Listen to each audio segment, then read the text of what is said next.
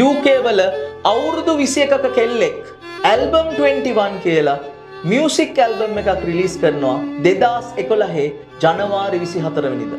මේකේ තිබ්බ සින්දු වලට මිනිස්සු කොච්චර ආස කරනවද කියනවා නම් මේ ඇල්බම් එක ලෝකෙ පුරා මිලියන 31ක් විකිනෙනවා. It becomes the best selling album of the 21st century. මේ කෙල්ලගේ නම Adele Laurie Blue Atkins. එහෙම Grammy Awards 6ක් දිනපු මේ ඇල්බම් එක කරපු Adele ඒ ඇල්බම් එකේ සින්දු ඒ අවුරුද්දෙම පැරිස් වල sold out crowd එකක් ඉස්සරහා sing කරද්දි I can't do this I am so sorry කියලා stage එකෙන් බැහැලා යනවා. ඇයි එයාගේ voice එක crack වෙනවා. එයාට සින්දු කියා ගන්න බැරි වෙනවා. මෙහෙම පිනකල් එකේම හිටපු Adele බිඳුවටම වැටෙනවා. අවුරුද්දක් යනවා, දෙකක් යනවා, තුනක් යනවා. Adele සින්දු කියන එක නවත්තනවා.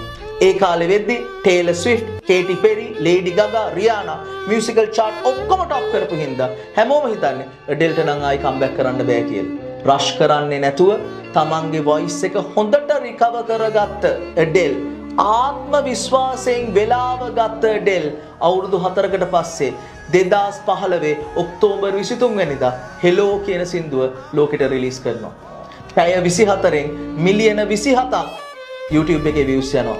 1 billion views යනවා දවස් 87න්. ලෝකේ රටවල් 30ක musical chart ආපහු top කරනවා. පුතා අපි පිනකල් එකේ හිටියත් අපි බිඳුවටම වැටෙන දවසක් එනවා. අන්න එදාට මිනිස්සු hina වෙනවා. අපිට රිදෙනවා. නැගිට ගන්න බෑ කියලා හිතෙනවා. පුතා විශ්වාසයෙන් නැගිටින්න. වෙලාව ගන්න.